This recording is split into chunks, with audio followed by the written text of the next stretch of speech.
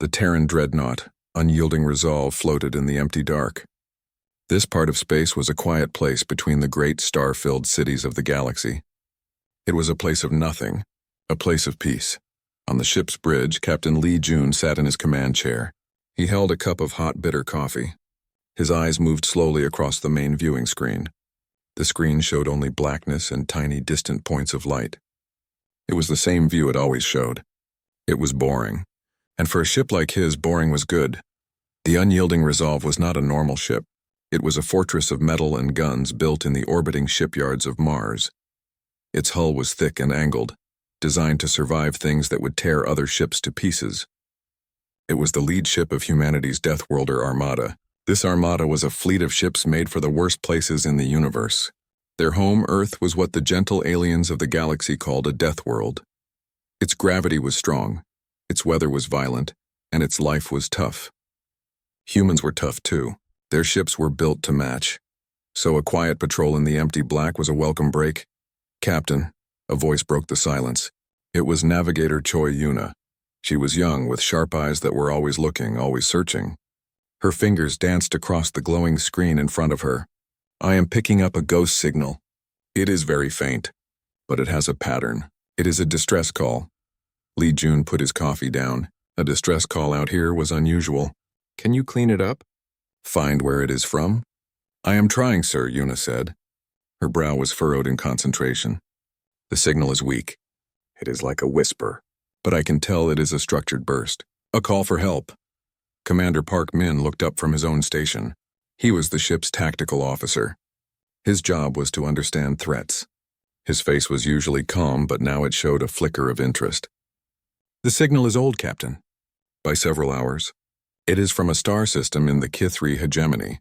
They call the system Lament." June knew the name. The Kithri were a peaceful species. They were graceful, bird-like people who built beautiful cities and loved art and music. They were what the Galactic Council called a Tier 2 species. They had advanced technology, but not for war. For them, a distress call was a serious thing. "Several hours old in a potential conflict zone is a long time," June said, mostly to himself. His mind was working. A Kithri SOS, frantic, old, it painted a bad picture. "Should I alert the rest of the fleet, Captain?" Park Min asked. "Not yet," June said. He stood up and walked to the main screen. He looked at the empty space where the signal had come from. "First, we look. We go quietly. I do not want to announce we are coming. Yuna, plot the fastest possible jump to the source of that signal. Use the Priority 1 military coordinates." "Yes, Captain," Yuna said. Her hands moved with sure, quick motions. "Calculating the jump now. It will be a hard jump. The space there is messy. Just get us there," June said. He turned to Park Min. "Min, bring the unyielding Resolve and our 3 escort cruisers to battle readiness. But do it quietly. No active scans. No power surges. I want us to be ghosts."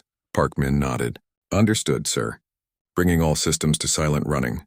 Weapons are on standby. Shields are holding at low power to reduce our signature." Throughout the massive ship, a quiet alarm sounded. It was not the loud, blaring noise for immediate battle. It was a softer tone that told every crew member to get to their posts. The ship was going into action. In the engine room, engineers made sure the powerful gravity drive was ready. On the gun decks, crews checked the massive plasma cannons and railguns. In the medical bay, Dr. Kim Soo prepared her team. She was a small woman with a calm face, but she was one of the best doctors in the fleet. She also understood alien languages and biology. She listened to the quiet alarm and felt a knot of tension in her stomach. A distress call meant there might be wounded. There might be death. Back on the bridge, the mood had changed completely. The boring peace was gone. Now there was a feeling of sharp focus.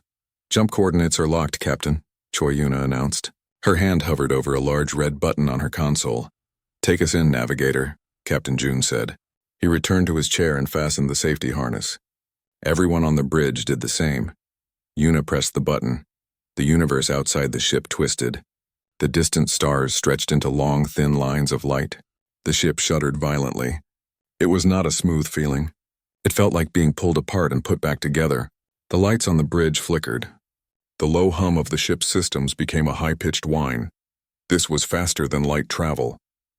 It was not a gentle process. It was a brutal tearing of the fabric of space.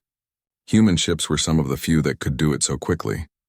Their bodies, evolved on a high-gravity death world, could handle the forces that would turn the bones of other species to dust.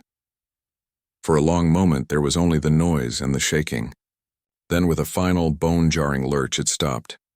Reality snapped back into place. The viewing screen cleared.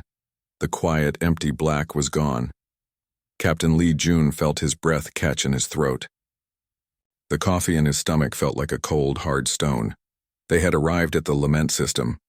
But Lament was not a system anymore. It was a graveyard. Where there should have been beautiful orbital rings and glittering space stations, there was only a cloud of shattered metal and ice. The fragments of once great structures spun slowly, catching the light of the system's sun in a deadly, beautiful dance. A planet that must have been green and blue was now a scarred brown ball. Its atmosphere was a storm of black and red, as if the very air was on fire. And drifting through this scene of destruction were ships. They were not Kithri ships. The Kithri built elegant, sweeping vessels that looked like sea creatures or birds. These ships were different. They were long and sleek with a strange organic look. Their surfaces were dark and shiny like the shell of a beetle. They looked like predators swimming through the blood of their kill. The SOS, Choi Yuna whispered, her voice trembling. It was their last breath. Park Min's voice was hard and professional, but June could hear the shock underneath. Multiple hostile contacts, designating them as Zarkonian Swarm. They are harvesting the planet, sir. I am reading massive energy beams pulling material from the surface into their ships. They have not seen us yet. Our stealth systems are holding. Dr. Kim Soo came onto the bridge, her face pale. She looked at the main screen and her hand went to her mouth. The Kithri biosigns. Captain, they are being erased. The readings are dropping by the millions. It is a genocide. They were too late. They were far too late to save the Kithri hegemony. The entire civilization was being systematically taken apart before their eyes. The distress call had not been a plea for help during a fight. It had been a final, desperate scream as the lights went out. Lee Jun felt a cold anger settle in his chest. He was a soldier. He was used to death. But this was not a battle. This was a slaughter. Yuna, Jun said, his voice low and steady. The source of the signal. Is it still active? Is there anything left? Choi Yuna wiped her eyes and focused on her console. She filtered out the noise of the dying world. She searched for that one tiny whisper in the storm. Her eyes widened. Yes, Captain. It is faint, but it is there. It is coming from a ship. A large arc ship hiding in the debris field near the third moon. It is badly damaged, her voice tightened. But the swarm, 2 of their smaller ships have found it. They are moving to intercept. They will be in weapons range in 3 minutes. Captain Lee Jun looked at the image of the small, graceful arc ship on the screen. He saw the 2 dark, beetle-like swarm ships closing in on it. They were hunters, and they had cornered their prey. He stood up. The cold anger in his chest was now afire. Then we are not too late for everything, he said. All ships battle stations. This is not a drill. We are going to war. The bridge of the unyielding resolve was utterly silent for 3 long seconds. The only sound was the low hum of the ship's systems and the frantic, silent screaming on the view screen. The crew saw the shattered remains of a civilization. They saw the dark, beetle-like ships of the Zarkonian swarm moving without hurry. They were finishing their work. Captain Lee Jun broke the silence. His voice was calm, but it cut through the air like a knife. Report. I need data. Commander Park Min was the first to respond. His training took over. Confirmed multiple swarm capital ships, sir. One is a primary harvester class. It is the source of the planetary extraction beam. The other 2 near the arc are hunter-killer class. Smaller, faster. He looked at his screen. Their energy signatures are unlike anything in our database. They do not use standard shields. Their hulls seem to absorb energy. Dr. Kim Soo spoke from where she stood, her eyes fixed on the biological readouts. The Kithri life signs on the planet. They are almost gone. The atmospheric disruption is toxic. It is a complete extinction-level event. The arc ship is the only source of Kithri biosigns I can detect. There are maybe a few hundred life signs aboard. It is the last of them. Jun listened, his face a mask of stone. He looked at Navigator Choi Yuna. The arc. Can it move? Can it run? Yuna worked her console. Its main engine is dead, Captain. It is using minimal power for life support. It is adrift. It is trying to hide its energy signature in the moon's debris field. But the swarm ships are too close. They have it. Time until the swarm ships destroy it? June asked. 2 minutes, maybe less, Parkman answered. They are not in a rush. They are toying with it, June understood. The swarm knew they had won. They were enjoying the final moments of the hunt. This was not just destruction. It was cruelty, a plan formed in his mind. It was a dangerous plan. Some on his crew might think it was a suicide mission, but they were the Deathworlder Armada. Their purpose was to face things no one else could. Listen carefully, June said, turning to his crew. We are not here to win a war today. We cannot save the planet. We cannot fight their entire fleet. Our mission is to answer that distress call. Our mission is to save whoever is on that ark. He pointed at the large harvester ship on the screen. Men, I want a coordinated strike on that big one. The harvester. Target the base of its main energy beam. Use all 3 escort cruisers and our forward plasma batteries. We hit it with everything we have all at once. We are not trying to destroy it. We just need to get its attention. We need to make them all look at us. Parkman nodded, a grim smile on his face. A distraction. A very loud one, exactly, June said. The moment they are focused on the harvester, the moment they see our attack, Yuna, you will execute a microjump. Yuna's head snapped up. A microjump? Inside a gravity well? Captain, the calculations. The risk. I know the risk, June said firmly. You are the best navigator in the fleet. You can do this. I need you to jump our ship right now to this exact position. He sent coordinates to her screen. The location was a tiny pocket of empty space directly between the damaged Kithri Ark and the 2 swarm hunter ships. You want to put us directly in the line of fire? Yuna asked, her voice a whisper. I want us to be the shield, June corrected her. We will place our hull between the last of the Kithri and their killers. Dr. Kim, the moment we are in position, I need you to lead a boarding party to that ark. Get over there. Get those survivors. Bring them back to our ship. You have 15 minutes. No more. Kim Soo nodded, her face pale but determined. I understand, Captain. My team is ready. Throughout the ship, the quiet alarm was replaced by the blaring sound of general quarters. The voice of the ship's computer echoed in every corridor. Battle stations. All hands to battle stations. This is not a drill. Sailors ran to their posts. Marines put on their combat armor and checked their weapons. In the hangar bay, pilots sat in their fighters, waiting for the order to launch. On the bridge, the tension was so thick it was hard to breathe. All ships report ready, Parkman said. Weapons are locked on the harvester. Navigation is ready, Choi Yuna said. Her hands were steady on the controls now. The fear was gone, replaced by a fierce concentration. The micro-jump is calculated and locked. It will be rough. Captain Lee Jun took a deep breath. He looked at the image of the helpless Ark ship on the screen. He thought of the people aboard sending their last call for help into the dark. He thought of his own home, Earth. A world that had known its own share of pain and survival. Execute the attack, June commanded. For a moment, nothing happened. Then space itself seemed to tear open. Bright lances of blue plasma energy shot from the human cruisers.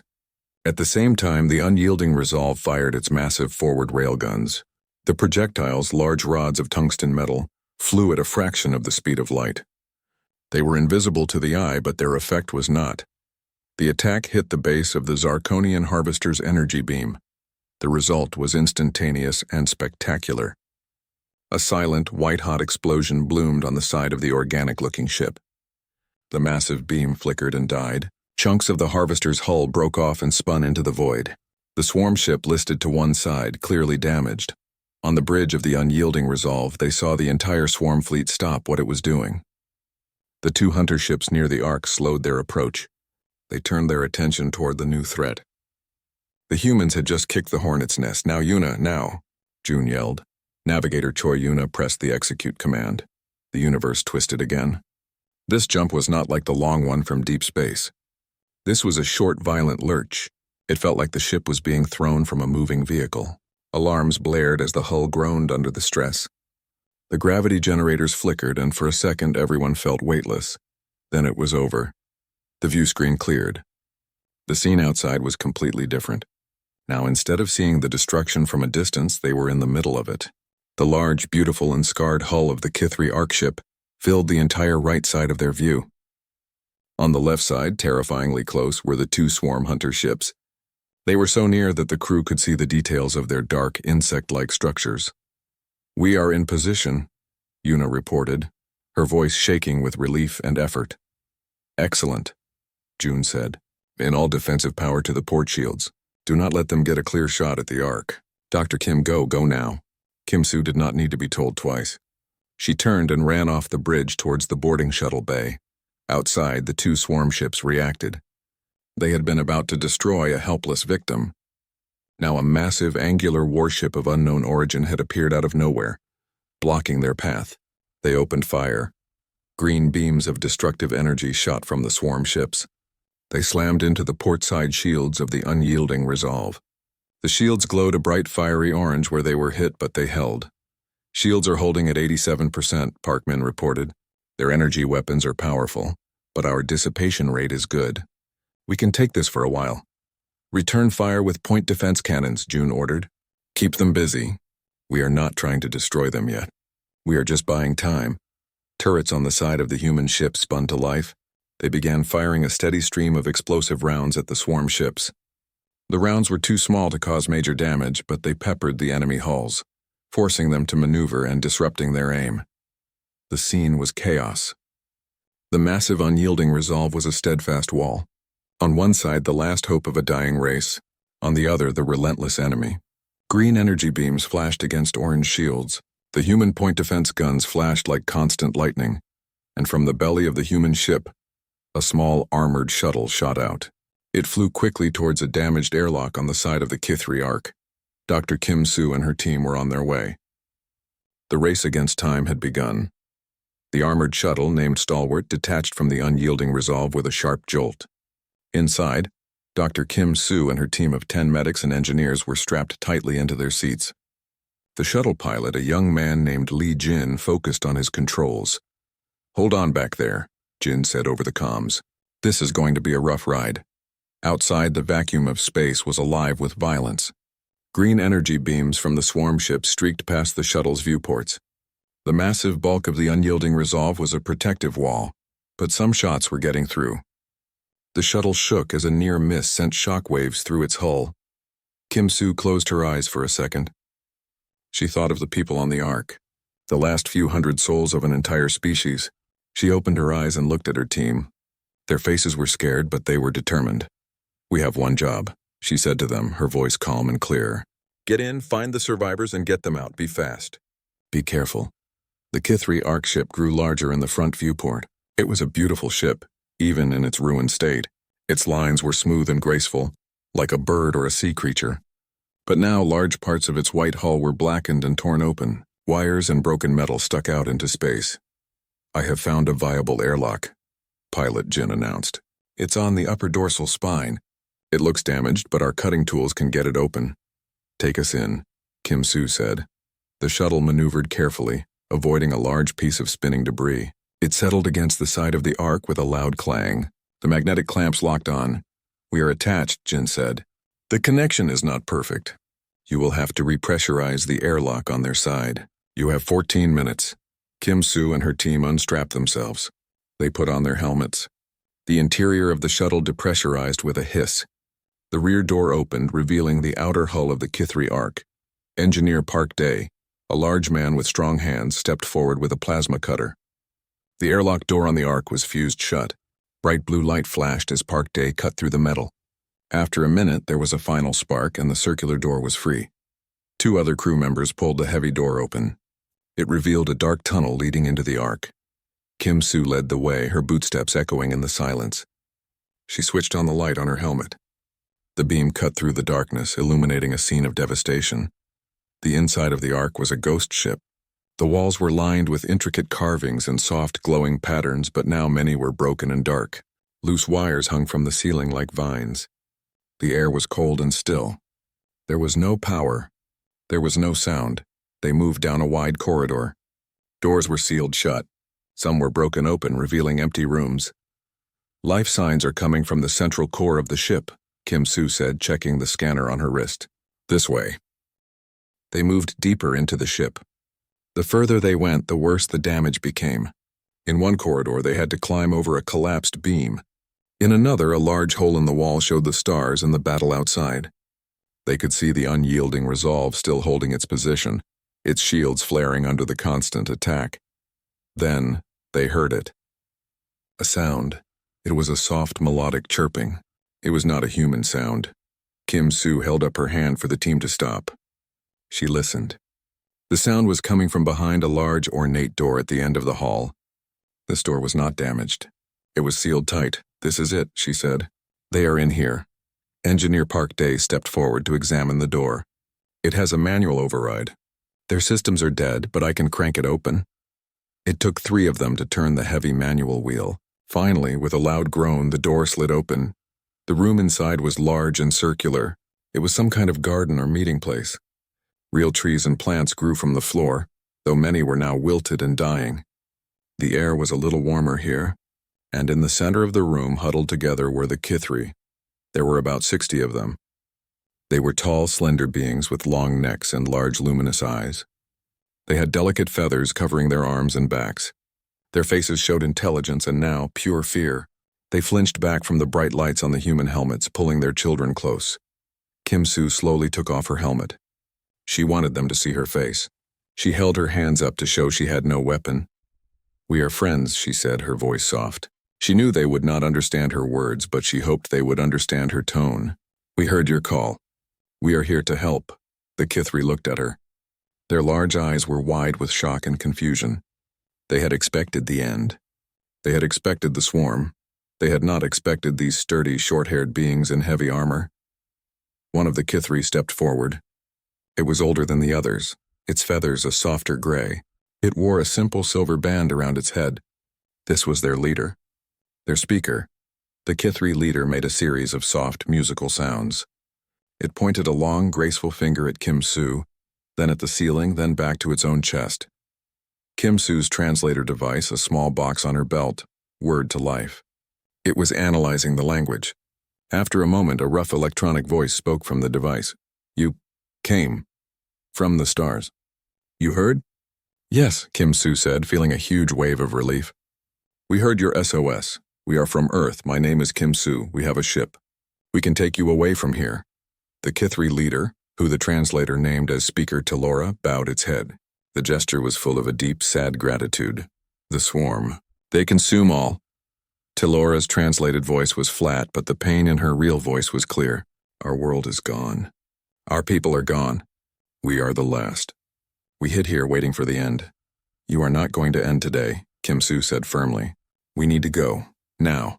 Our ship cannot hold the swarm back forever." She turned to her team. "Help them. The children and the injured first. Let's move." The human team moved quickly but gently. They helped the Kithri to their feet. Some of the aliens were weak from hunger and fear. The Marines and medics supported them, guiding them towards the door. Speaker Telora did not move. She walked to a small pedestal in the center of the garden. On it was a single glowing crystal. It was about the size of a human hand. It pulsed with a soft blue light. "This is all that we are," Telora said, her large eyes fixed on the crystal. "Our history. Our songs. Our science. The memory of our people. The swarm must not have it. They leave only silence." She picked up the crystal. It was heavy. She turned and held it out to Kim Soo.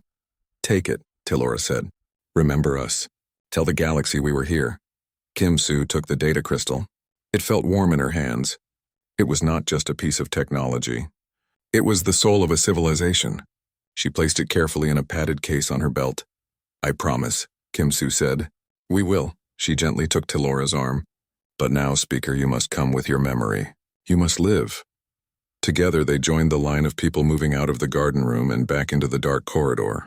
The journey back to the airlock felt longer. The Kithri moved slowly, their steps unsure. Over the comms, Kim Soo heard the voice of Captain June. "Dr. Kim, what is your status?" "We are running out of time. The swarm is bringing in reinforcements." "We have them, Captain," Kim Soo replied, breathing heavily as she helped a young Kithri over a piece of debris. "All survivors are with us. We are heading to the shuttle now. Move faster, Doctor." June's voice was tense. "The shield won't hold much longer." They reached the airlock. The human team helped the Kithri, one by one, through the narrow opening and into the waiting shuttle. The shuttle was small. It was a tight fit with 60 extra beings, but they made it work. Kim Soo was the last one to climb back inside. She gave one last look down the dark, dead corridor of the Ark. It was a tomb, but they had taken the living from it. She sealed the inner door. "We are all in, Jin. Get us out of here." The magnetic clamps released.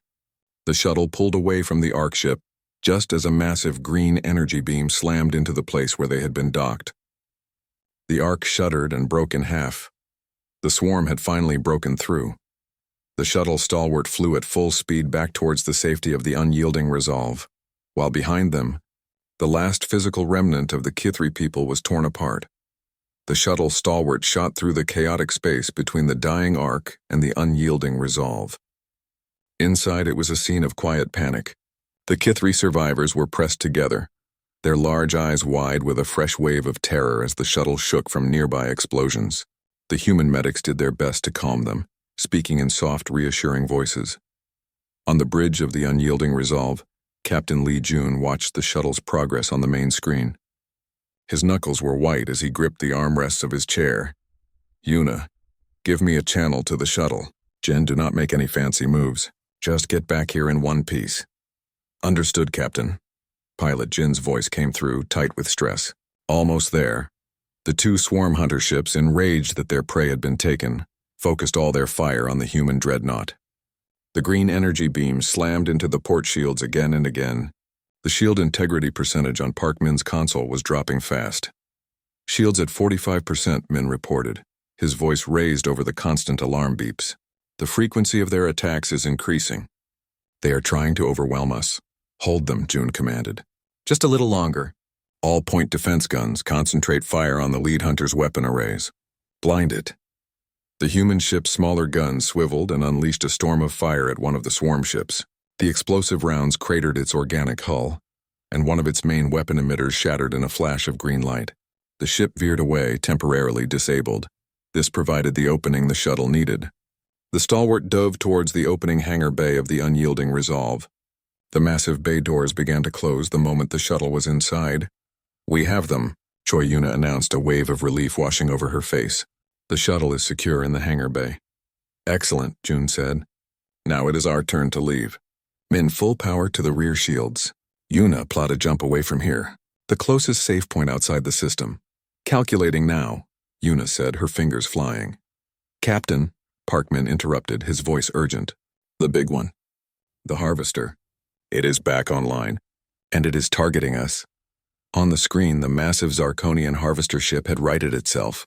The place where they had hit it was a blackened scar, but it was still functional. A new, even larger energy beam began to gather at its front. "We cannot take a direct hit from that," Min said. "Our rear shields are too weak." Lee Jun did not hesitate. "Change of plan. We are not running away with our backs to them. Yuna, new jump coordinates. Plot a micro jump directly behind the Harvester ship." Choi Yuna stared at him. "Behind it?" "Captain, the gravitational shadow is a problem they will have too," Jun finished. "They will not expect it. They think we are trying to flee. We will use their own bulk as our shield. Do it." Yuna input the new dangerous coordinates. Jump locked. Execute. Once more, the unyielding Resolve tore a hole in space. The jump was even shorter and more violent than the last. The ship groaned in protest. For a terrifying second, the main lights went out, replaced by flashing red emergency beacons. Then, they were there. The view screen showed a completely different view. They were now looking at the rear of the massive Harvester ship. Its engines glowed with a sickly green light. The two remaining hunter ships were now on the far side of the Harvester, confused. Their target had vanished. "The Harvester is blocking their line of fire," Parkman said, a slow smile spreading across his face. "They cannot shoot at us without hitting their own ship." "Now we run," Jun said. "Yuna, the original jump coordinates. Now while they are confused." The FTL drive whined as it spooled up again. This time there was no enemy fire. The Zarkonian swarm was still searching for them. With a final stomach-lurching jump, the unyielding Resolve and its escort cruisers vanished from the Lament system. They reappeared in the quiet, empty blackness from which they had come. The transition from the chaos of battle to the absolute silence of deep space was jarring. For a long moment, no one on the bridge spoke. They just looked at the peaceful starfield on the view screen. The only sound was the steady beeping of the ship's systems and the heavy breathing of the crew. Captain Lee Jun slowly unfastened his safety harness. He stood up, his body aching with tension. "Damage report," he said, his voice hoarse. "Minor hull breaches on decks 7 and 9. They are sealed," Parkman reported. "Shield generators are overworked but functional. We lost 1-point defense turret. Otherwise we are intact. Casualties? Minor injuries in engineering from the hard jumps. No fatalities." June let out a breath he did not know he was holding.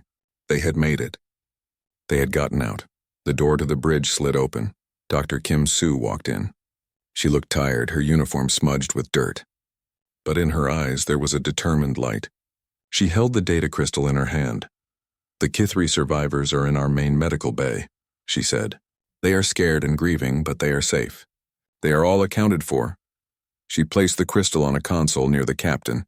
"This is everything they were. Speaker Talora asked me to give it to you." Lee Jun picked up the crystal. It was warm, almost like a living thing. He felt the weight of it, not in his hand, but in his soul. It was the memory of a people who were now gone. "Bring Speaker Talora to the briefing room," he said to Kim Soo. "I need to speak with her." A short time later, Captain June stood in the quiet briefing room. The door opened and Dr. Kim escorted the Kithri leader inside. Talora moved with a natural grace, but her head was bowed with sorrow. Her large, luminous eyes looked at June, taking in the human captain. June gestured for her to sit. He activated the translator on the table. "Speaker Talora," he began. "I am Captain Lee June of the Terran ship Unyielding Resolve. You are safe here." Talora bowed her head again. "We thank you, Captain. You saved our lives when there was no hope. You fought the swarm. No one else has done that." "We are sorry we were too late to save your world," June said, his voice heavy. "You answered the call," Talora said. "That is more than anyone else did. The Galactic Core, they think the swarm is a story. A myth to scare children. They do not believe. They do not prepare." She looked at June, her gaze intense. "But you are different. You come from a world of danger. You understand that the universe is not a safe garden. You understand the swarm because you understand survival." June nodded slowly. She was right. Humanity had evolved on a planet where nature was constantly trying to kill them. They had learned to be tough, to be resilient, to fight back. "The swarm is a cancer," Talora continued, her translated voice filled with ancient grief. "It will keep moving. It will find the next peaceful world and the next. It will consume them all, until there is only silence." Captain Lee Jun looked from Talora's sad, wise face to the data crystal on the table. He thought of the graveyard they had just left. He thought of the overwhelming force of the Zarkonian swarm. He stood up, his decision made. "Then we will make the galaxy believe," he said. "We will take your testimony to the Galactic Council. We will show them the recording of lament. We will show them this." He pointed to the crystal. "And we will tell them that when the swarm comes for their peaceful garden worlds, humanity's Deathworlder Armada will be there. We will be the shield." This was not the end. It was the first battle of a war they do not yet know exists. Speaker Talora looked at the human captain. For the first time since the destruction of her world, she saw something other than despair. She saw a fierce, unyielding resolve. She saw a fighter, and she knew that her people's final message had not been sent into a void of indifference. It had been received by the one species in the galaxy ready to hear it. The journey to the Galactic Core was long. The unyielding resolve moved through the calm, well-traveled space lanes. Here the stars were closer together. The space was full of signals and the trails of countless ships. On the bridge the mood was different. Before there had been the sharp focus of battle. Now there was a heavy, quiet purpose. The crew had seen what waited in the dark. They knew the truth they carried. Captain Lee Jun spent much of his time in the medical bay. He watched the Kithri survivors. They were quiet beings. They spoke in soft chirps and melodies. The human medics had given them warm clothes and food. The Kithri children were starting to trust the humans. They would watch the crew with their large, curious eyes. Speaker Talora often stood with June. She did not say much. She just watched her people, her face filled with a deep, quiet sadness. "The other species here," Talora said one day, looking out a viewport at a passing luxury liner. "They live in light. They have forgotten the dark." June followed her gaze. The liner was a beautiful ship, all graceful curves and soft lights. It was the opposite of his own brutal angular warship. "We have not forgotten," June said simply. Soon, they arrived at their destination. the heart of the Galactic Council. It was a massive artificial structure that looked like a beautiful spinning flower made of crystal and light. It was called the Serenity Spire. Dozens of elegant ships from 100 different species docked there. The air was filled with the soft glow of peace and prosperity. The unyielding resolve looked like a grim metal wolf walking into a party of gentle deer. As they approached, they received a message. Unidentified Terran vessel, this is Serenity Spire Control. You are cleared for Docking Bay Gamma 9. Please be advised. Your warship classification requires you to power down all offensive systems. Lee Jun nodded to Park Min. Do it, but keep our shields and point defenses on standby. Just in case they docked. A delegation of Galactic Council members was waiting for them. The aliens were from various species. There were the willowy Veln, with their skin like tree bark. There were the aquatic Sumi floating in mobile water tanks. They all looked at the humans with polite curiosity. They saw the humans as newcomers. A strong but primitive species from a dangerous world. The head of the delegation was a Veln named Ambassador Kreen. His voice was like the rustling of leaves. Captain Lee Jun, Kreen said, welcome. We received your request for an emergency session. It is most unusual. We hope your journey was peaceful. It was not, Jun said, his voice flat. We come with a witness. And a warning. He gestured. Dr. Kim Soo stepped forward, guiding Speaker Telora. The sight of the Kithri caused a stir among the ambassadors. They knew the Kithri were a private people. They rarely left their home system. Speaker Telora? Ambassador Kreen said, surprised. What is the meaning of this? Telora stepped forward. Her large eyes looked at the gathered leaders of the galaxy. She began to speak. Her voice was a soft, sad song. The translator box she held spoke her words for all to hear. She told them of the Zarkonian swarm. She told them of the dark ships that came from the void. She described the end of her world, the harvesting beams, the silent screams, the systematic destruction of everything her people had built. The ambassadors listened. Some looked concerned. Others looked uncomfortable. A few looked like they did not believe her. This is a terrible story, Ambassador Kreen said when she finished. A tragedy. But the Zarkonian swarm is a legend, a folktale. There is no evidence. We have evidence, Captain Lee Jun said. He nodded to Choi Yuna. The main viewing screen in the docking bay lit up. It showed the recording from the unyielding resolve sensors. The ambassadors saw the graveyard of the Lament system. They saw the shattered habitats. They saw the Zarkonian harvester ship pulling the life from the Kithri homeworld. They saw the attack on the Ark ship. The room was silent. The beautiful, peaceful ambassadors saw the raw, ugly truth of genocide. This is shocking, stammered a Sumi ambassador, its water bubbling. But it is one event. A terrible, isolated event. We cannot base galactic policy on this. Isolated? Lee Jun's voice was hard. The swarm does not stop. It consumes. It moves on. You think your peace will protect you? Your beautiful ships and your quiet gardens? They will not. He walked to the front of the room. He looked at each of the ambassadors. You look at us and you see primitives, Jun said. You call our home a death world. You are right. Earth is a world of volcanoes and earthquakes, of predators and ice. We have spent our entire history fighting to survive. We learned that the universe is not safe. We learned that sometimes you need a strong shield, and sometimes you need a sharp sword.